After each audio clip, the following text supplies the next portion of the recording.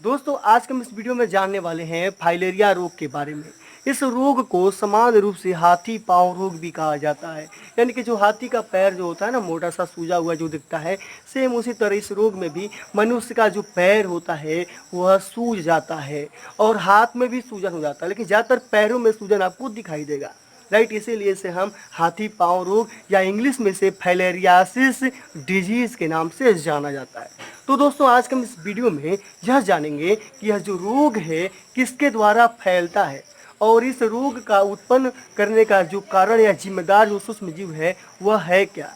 Right, और इस रोग का लक्षण क्या है और इस रोग का इलाज तथा इस रोग का हम बचाव इस रोग से कैसे कर सकते हैं, आज के हम इस वीडियो में दोस्तों स्पेशल तरीके से जानने वाले हैं। तो चलिए वीडियो को शुरू करते हैं। दोस्तों अगर हम फाइलेरिया रोग की बात करें तो हमारे भारत देश में सभी जगहों पर कॉमन रूप से यह रोग देखने को मिल सकता है, लेकिन ज़्यादातर जो महाराष्ट्र क्षेत्र है स्पेशल तरीके से या जो भारत का पूर्वी इलाका है वहाँ पर यह रोग कामन रूप से देखने को मिल जाता है, क्योंकि जहाँ पर ज़्यादा मच्छर पनपते हैं जिस एरिया में वहाँ पर यह रोग आपको ज़्यादातर देखने को मिलता है। तब आप समझ गए होंगे कि यह जो रोग है मच्छर के द्वारा फैलता है। यानी कि मच्छर की बात करें हम तो मच्छर की कई प्रजातियां हमारे पर्यावरण में पाई जाती हैं और हमारे आसपास जो मच्छर की प्रजातियां होती हैं वह एनाफिलीज मच्छर, कैलुक्स मच्छर, एडिस मच्छर, ये सब प्रजातियां कामन रूप से हमारे आसपास ही देखने को मिलती हैं। और जो एनाफिलीज जो मच्छर है उसके काटने से मलेरिया रोग उत्पन्न होता है, लेकिन लोग कहते हैं कि उसके काटने से मलेरिया रोग उत्पन्न होता है, लेकिन एनाफिलीज मच्छर के काटने से मलेरिया रोग उत्पन्न नहीं होता। वह एक माध्यम है रोगों को फैलाने का, एक व्यक्ति से दूसरे व्यक्ति में मच्छर के द्वारा ही रोग फैलता है। राइट, तो वह माध्यम है। अब बात करते हैं कि जो कैल्युक्स मच्छर है इसके द्वारा स्पेशल तरीके से फाइलेरिया रोग जो है वह ट्रांसफ़र किया जाता है, यानी कि वही ट्रांसफ़र करता है, यानी राइट, यानी कि ये ट्रांसमिटेड स्पेशल तरीके से हम कह सकते हैं कि ये डिजीज़ को ट्रांसफ़र करते हैं एक व्यक्ति से दूसरे व्यक्ति में। अब थोड़ा कैल्युक्स मच्छर की आप पहचान कैसे करेंगे, सामान्य रूप से आप पहचान कर सकते हैं। वैसे तो आपको पता है कि जो मच्छर होते हैं वे गंदे जगहों पर जहाँ पे पानी कई दिनों से इकट्ठा है, यहाँ पर वहाँ पर चीज़ें सड़ी हुई हैं पानी के अंदर, तो वहाँ पर अपने अंडे को देते हैं।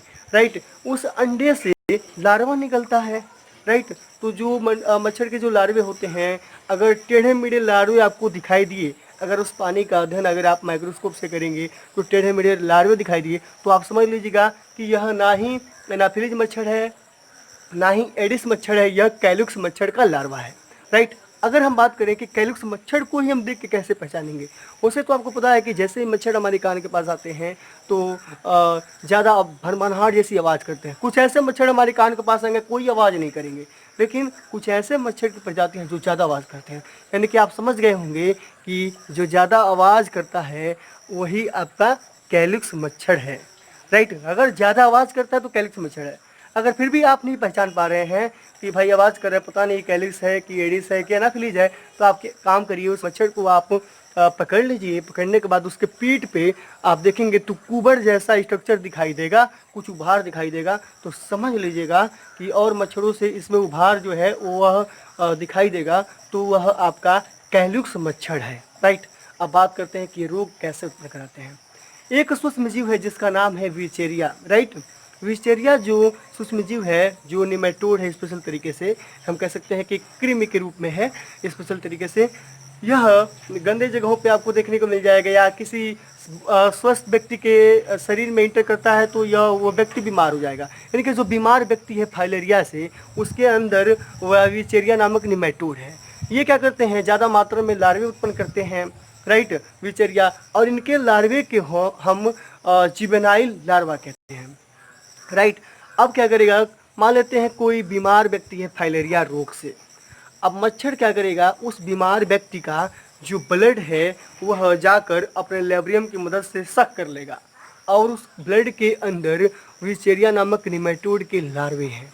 राइट, अब वह मच्छर जो है उस लार्वे को लेकर धोता हुआ इधर उधर टहलता रहेगा और जैसे ही कोई स्वस्थ व्यक्ति अगर मिल गया तो उसके स्किन पर जैसे ही वह बैठेगा और लेब्रियम को बाहर निकालेगा तो उसके मुंह से लार्वे उस स्वस्थ व्यक्ति के स्किन पर आ जाएंगे और वह ब्लड को चूस के चला जाएगा।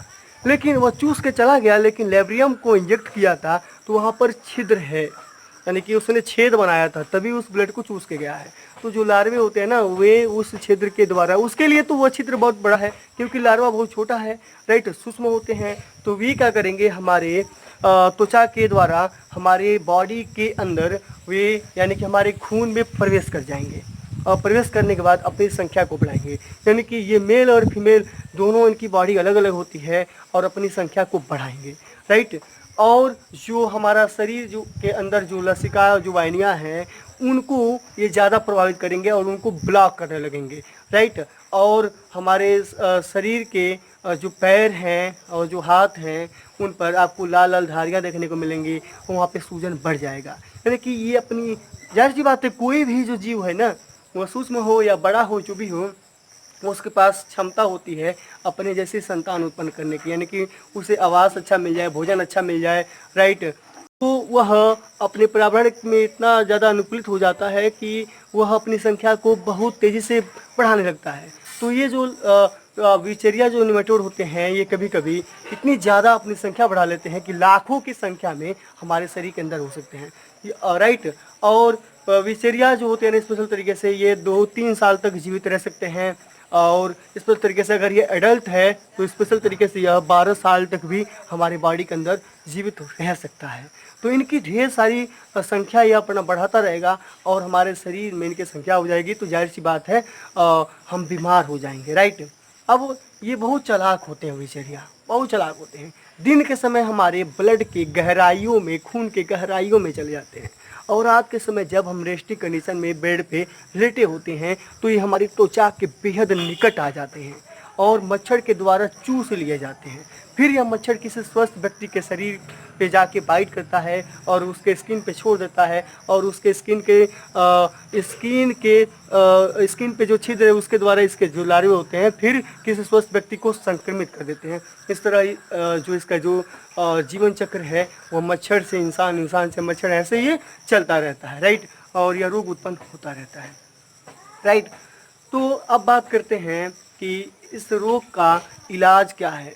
इसकी एक मेडिसिन है स्पेशल तरीके से डाइथालिन कार्बामाइजिन, यह जो मेडिसिन है यह फाइलेरिया रोगियों के लिए सबसे बेहतर है।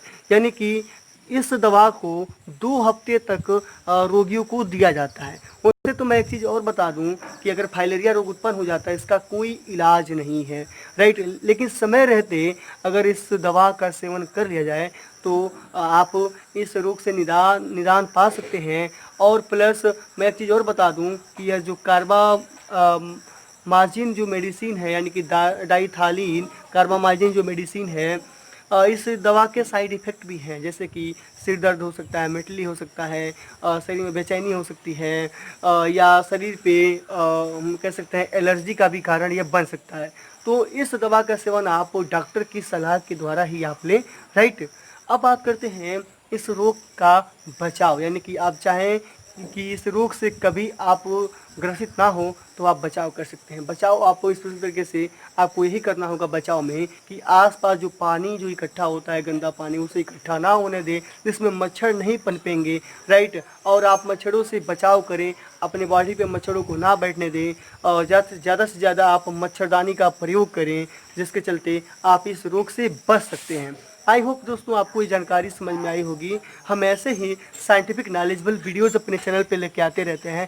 ऐसे ही बायोलॉजी से संबंधित बीमारी वाली जानकारी हो या साइंटिफिक नॉलेजेबल जानकारी हो, अगर आप लेना चाहते हैं तो आप हमारे channel biology by Miraj sir को सब्सक्राइब कर लें।